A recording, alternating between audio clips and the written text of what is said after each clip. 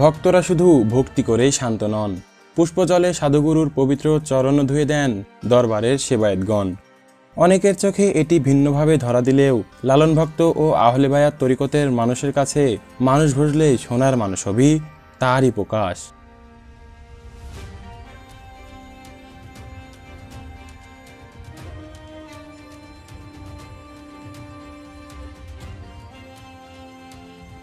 ভক্তি ভালোবাসার সহিত আমন্ত্রিত সাধুবাউলদের জন্য বিশাল এই পাকশাকের আয়োজনই বলে দেয় এখানকার সাধুসঙ্গ কতটা সমৃদ্ধ।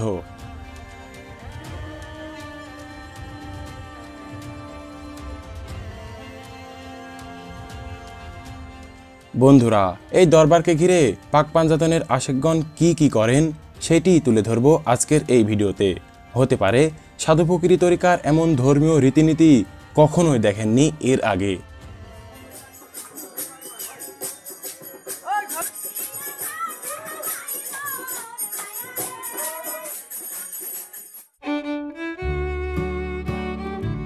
সম্মুখে ভাগে সাজানো প্রবেশদ্বার দেখে নিশ্চিত হলাম দরবারের নিকটে চলে এসেছি। সবেমাত্র আসতে শুরু করেছেন আমন্ত্রিত সাধু ফকিরগণ।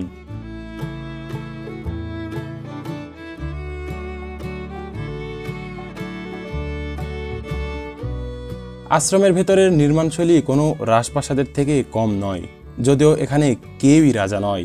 জ্ঞানের আলো চোখে ধরা দিতেই পাক পাঞ্জাতনের গোলাম হিসাবে পরিচয় দিয়েছেন সবাই।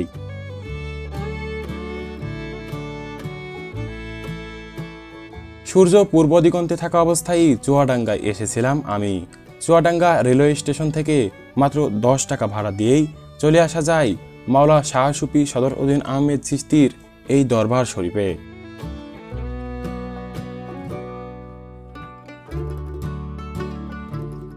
আমন্ত্রণ পাওয়ার পর ভক্তবৃন্দরাও প্রায়ই চলে এসেছেন এই সাধু মিলনস্থলে। বন্ধুরা, চলুন এবারে তাদের সেবা পরিবেশনার আয়োজন কিছুটা ঘুরে দেখা যাক।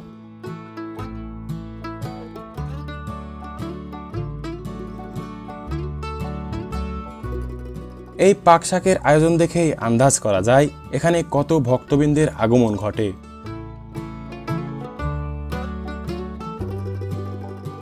বড় বড় পাত্রে প্রস্তুত শাকসবজি এই বিশাল বিশাল পাতিলে রান্না করা হয় ভক্তি ও ভালোবাসার সহিত। এই পবিত্র আহারগুলোই সাধু ফকিরদের প্রধান সেবার অংশ, যদিও অতিথি সর্বদাই নারায়ণ তাদের কাছে।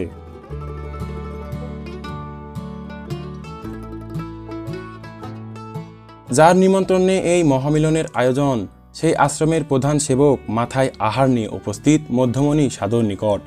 আহারের পাত্র রাখলেন প্রধান অতিথির সামনে, নতজন হয়ে জানালেন ভক্তি আর সম্মান।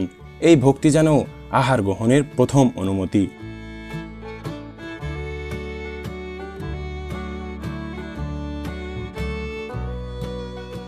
এই সাধুসঙ্গের প্রধান অতিথি হলেন মাওলা খাজা শাহ সুফি সদর উদ্দিন আহমেদ চিশতি বাবার মেঝো ছেলে আওলাদে মুর্শিদ আনোয়ার আহমেদ শিবলি।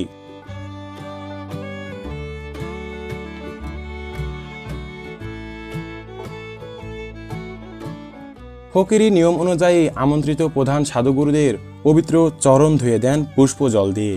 তাদের কাছে গুরুচরণ এক অমূল্য ধন।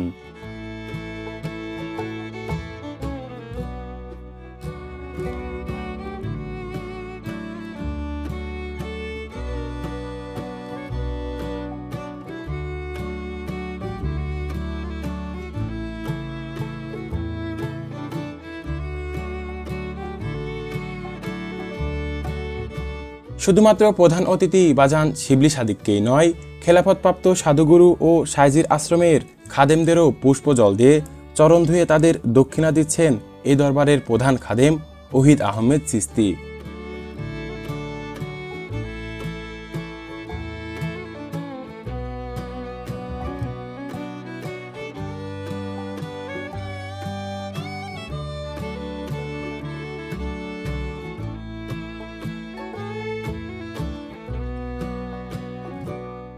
এই দৃশ্যটি অনেকের কাছে নিছক আশার মনে হলেও আহলে বায়াত প্রেমিকদের কাছে এই ভক্তি কেবল গুরুর প্রতি নয়, বরং পাক পাঞ্জাতনকে ভালোবাসার যেন শ্রেষ্ঠ প্রকাশ।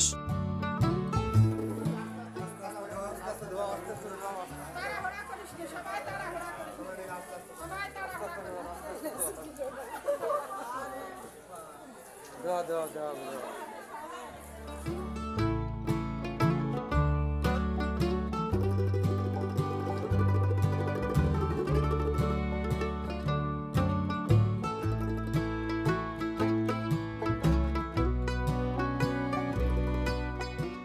ডোবার পর সন্ধ্যার নিস্তব্ধতায় আমন্ত্রিত প্রধান সাধুগুরুর উদ্দেশ্যে মাথায় আহার সেবা নিয়ে এগিয়ে এলেন এই দরবারের প্রতিষ্ঠাতা।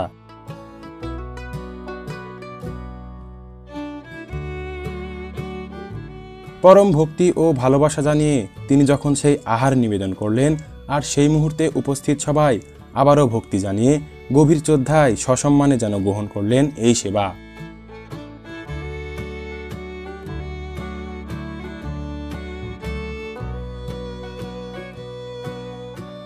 এ যেন কেবল আহারই নয়, এ ছিল ভক্তি, ভালোবাসা আর মানুষ ভজনের যেন এক জীবন্ত রূপ।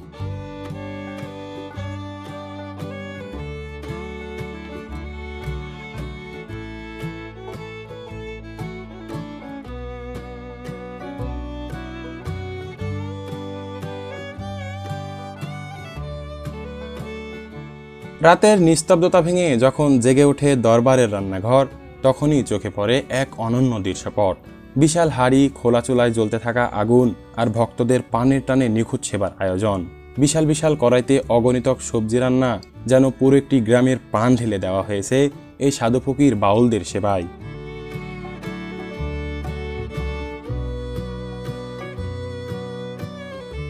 এই বিশাল আয়োজন শুধু আহারই নয়, এটি ভক্তির নিবেদন, ভালোবাসার প্রকাশ। এমন এক আয়োজন যা স্পষ্ট করে দেয় এখানে সমবেত হয়েছে কত শত সাধু ফকিরগণ।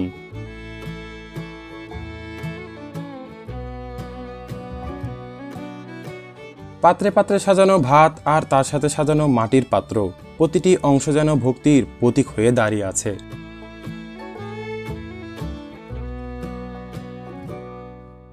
সাধু ফকিরদের মতে এই পথের প্রতীক হতে গেলে শুদ্ধ খাবারের মধ্য দিয়েই নিজেকে গড়ে তুলতে হয়। এমনও দরবার বা আশ্রম রয়েছে যেখানে মাছ মাংস কখনোই পরিবেশনই করা হয় না, শুধুমাত্র শাকসবজির মতো প্রাকৃতিক খাবারের ব্যবস্থা থাকে সেখানে, যেখানে জাত ধর্মেরও কোনো ভিন্নতায় থাকে না। এমন খাবারের আয়োজন যা হিন্দু মুসলিমকে পার্থক্যই করে না।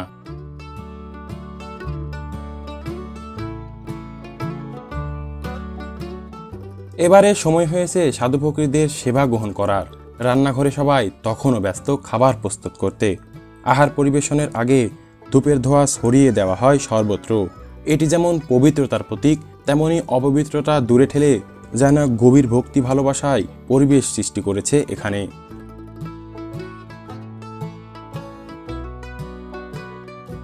রাতের সেবা সম্পূর্ণ প্রস্তুত হলে একজন খাদেম মাথায় পারস নিয়ে যাচ্ছেন গুরুর কাছে।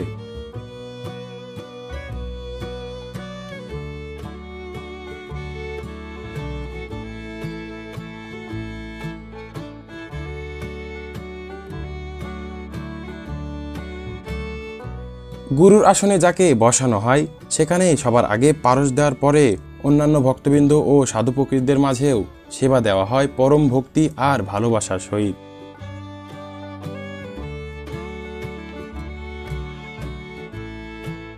সাধুসঙ্গের নিয়মই এমনই যে প্রধান গুরু সেবা গ্রহণের আগে কেউই সেবা গ্রহণ করেন না। গুরু অনুমতি দিলে তারপরেই সবাই গ্রহণ করেন সেবা।